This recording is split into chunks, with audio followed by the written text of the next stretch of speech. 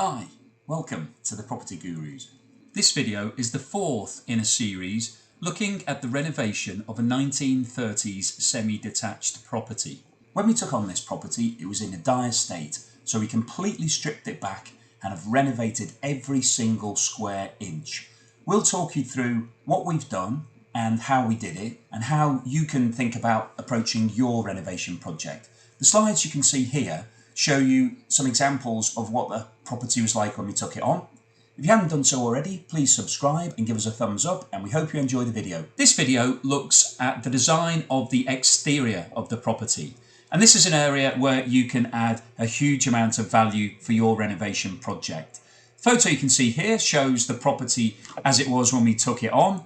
As you can see, there was no parking, which is a major problem as this house is in London and there's no parking available on the streets. The front garden was really not fit for purpose, very old-fashioned, had really old walls. None of the planting was particularly attractive. You couldn't use the space. It was really dead space. There was nothing you could do with it. And you can also see in this photo some of the issues with the actual house itself. The tiling was old and decrepit. The windows and the front door and the post needed to be addressed. And if we look quickly at the back garden, the situation was actually even worse. There was an old asbestos roofed garage that was not fit for purpose, too small for modern day cars, inaccessible because the alleyway between the two houses is too narrow to get a modern car through, and the huge concrete monstrosity of the garage was taking up almost half of the garden and making the whole space completely impractical, unattractive, and really needed to be addressed. So we've done some extensive renovation work on the exterior of this property, and we'll take you through exactly what we did and show you the outcome right now. So this is the property after the renovation, and as you can see, the curb appeal, the immediate impact, is totally different to what we had previously. The walls have gone, so we've removed all of the front wall and all of the side wall, and that's provided access to the garden itself. And what we've done is created two parking spaces, which, as mentioned earlier, is absolutely vital because this house is in London. And we didn't want to make it too urban, so we have retained some planting between the two gardens. You can see that we replaced the pillar with a new pillar just to tidy up the end of that wall. And then we've retained some planting. These are actually new plants that we've put in, some small shrubs. And the idea here is that as these grow up, it will soften the look and make it feel a bit more like a garden. The block paving we put in is modern, light grey. It's got two different sizes, so it's slightly irregular. You can see the different blocks. And it's really modernised the whole feel. The interaction with the house now is very modern. It feels like a much bigger space. We've got a lot more ground in front of the house, and it's actually really vital for the property because you can now bring cars onto the drive either from this access across the gravel or from the front where we've got the drop down curb. So it's really transformed the front look of this property, really modernised it, really made it feel completely different. Moving on to the exterior of the house itself. We've done a few simple things here, but it really has brought the house back to life. So one of the problems we had was with the windows. All of the window frames had been varnished and therefore were brown, looked old-fashioned, looked a bit tired and very dated. So initially when we took on the property, we weren't sure whether or not we would have to replace all of these windows because they did look very poor. But actually once we got into looking at the detail, we found that the timber was in good condition. And really, it was just the fact that it was brown and dated that was letting the rest of the windows down. The windows themselves are aluminium. And so what we did, we cleaned it all up. We then primed and painted all of the wooden surrounds. And that then really just brought those original windows back to life. So you can see that they've got a leaded section at the top. And that's really adding some character now and really makes a feature of the windows, whereas before it was something that was really not very attractive. And the same could be said for the front door. The front door was varnished and brown and did look very tired, but actually structurally it was in decent shape. So we decided that it could be kept as well. We applied the same primer and paint treatment to it, and it's come out really well and now looks like a character feature of the property. The next issue that we needed to address was the tiling on the front of the property.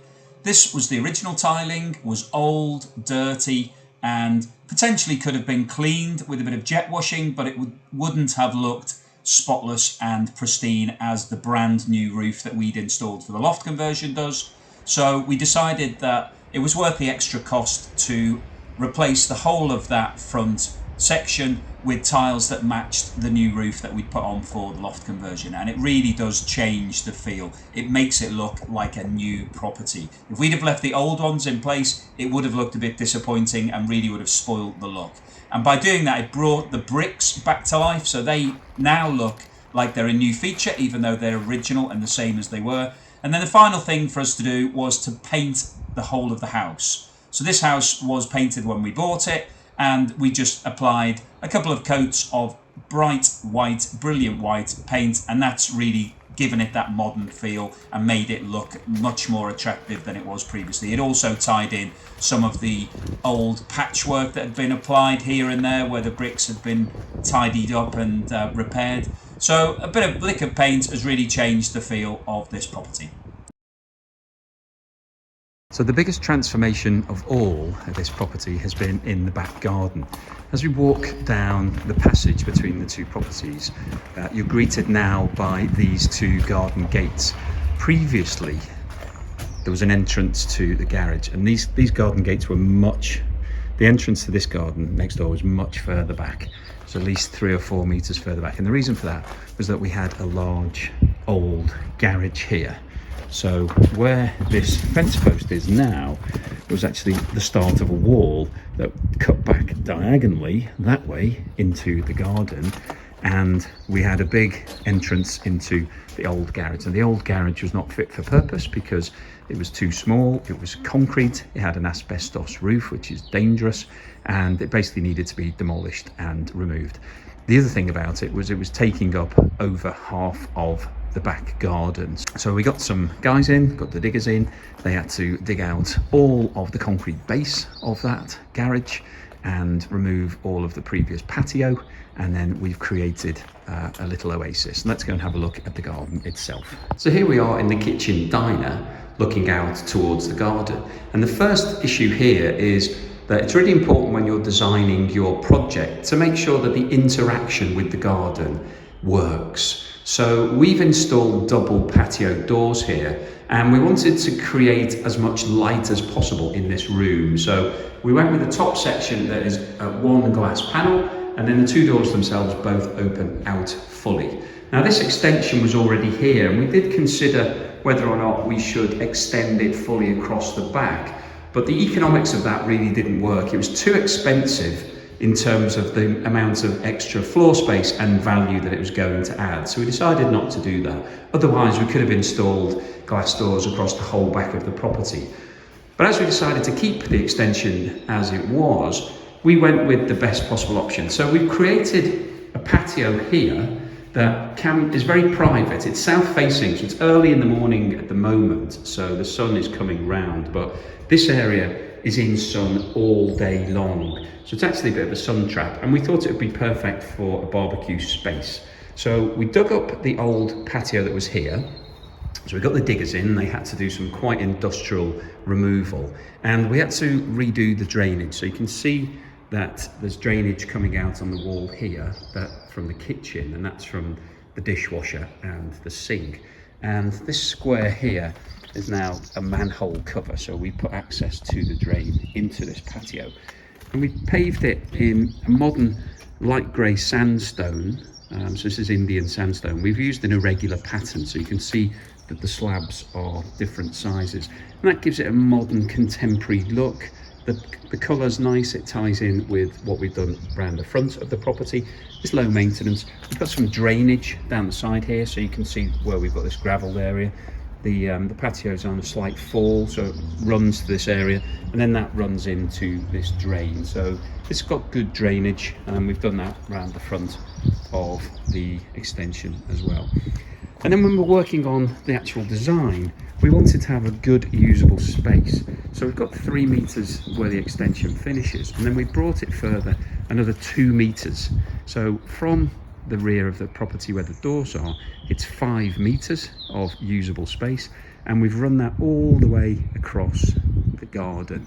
So this garden is around about 7 meters wide, so it's quite a big usable space, quite a big area that you can have your barbecue, some chairs, maybe some loungers on here when the sun's out. And the other reason we ran it around was that because we've got a rear garden gate, you'd be able to enter and exit the property without having to walk onto the lawn. So you could come in on your bike or whatever else through the back gate, walk across this patio into the house from the rear without having to get muddy in the winter or when it's wet. So that was the design features we had there. In terms of external utilities, we made sure that we had a tap. So we've got a tap here for watering the garden, pressure washing, those sort of things, and an external power socket. We've gone for something a bit more modern. It's aluminium, looks stylish, got a plug underneath it. So important when you're designing something to make sure that you've got the services that you're going to need. In terms of the rest of the garden, this fence, originally when we bought it, there was a fence here, very poor condition, looked terrible, really letting the garden down, didn't have the right style and look. So we've replaced that with new fence posts and new panels. All looks very modern, neat, tidy, and will last for a very long time. And we've gone with the concrete posts, which you just slip these actual sections into the post. So in the future, if any of these get damaged, they're very easy to replace. You just pull them out and put them back in. The fence at the bottom of the garden is as was. The idea here is going to be that we'll do some planting and that will lose that. And then the fence on the opposite side was actually already there, but you couldn't see it because it was behind the horrific garage that was here. And all we've done is sourced some additional panels, a couple of additional panels, and extended that forward. So as we discussed earlier, previously there was a huge garage in this back garden, and it really made the garden unusable and unattractive. So that was the first job, remove that. And once we'd taken on the concrete panels and the asbestos roof, we had to get a specialist contractor in to do that because asbestos highly dangerous. You really need to be authorised to remove those things because it's fibrous and can cause asbestosis and death. So we got that removed, and then we had to get the digger in to dig out all of the concrete slab that was underneath it. And we also had quite a lot of big, ugly, old plants in this garden. So there was a big tree in the middle, and there was a big holly bush. So we got the digger in to get rid of that. And the main benefit we had when we removed the garage, as well as the extra space, was that the garage started somewhere around about here in the garden, and the section in front of the garage was actually being used by the passageway. So there was a wall that was coming in at 45 degrees from the back of the house, and all of this space here was actually in the passageway. So the garden didn't start until here. There was a wall and the garden was there. By removing that garage, we spoke to the neighbour. He agreed that we could move the entrance forward, and that gave us a lot more usable space. So all of this section here is reclaimed from what was previously in the passageway, and that really adds a lot of value because it's making the garden bigger, it makes it squarer, it enabled us to put this path in place, to move the garden gate forward, and to give us a really nice big lawned area. And because it's south facing, it's really important that you maximise the use of this space. So we're very pleased with the outcome. Got rid of the horrible garage, made it bigger, opened up the fence that was already there, so that was quite nice for us, and really looks quite attractive now. In terms of the design itself, we've gone for a maximisation of space, but also to try and keep it attractive. So there was previously a small wall in the garden here, and you can see the remnants of that where these bricks are on the floor. So we've kept that as a border, so a bit bigger than we would normally have, but gives a nice feel and plenty of options for planting. And as you can see, we put some membrane down to stop the weeds coming through. And the idea is to fully plant this out, so there'll be lots of shrubs and bushes and things that will be nice and attractive and add a bit of colour, and also over time will grow up and we'll lose the look of this fence. It'll be more planting and garden like. So we've got that all the way down this side, and we've done the same across the back, but because we didn't have the wall that we were able to make it a bit smaller at the back. And the idea with this section is again to plant some shrubs and growers that will be able to come up and cling onto this fence and give it a lovely secret garden effect.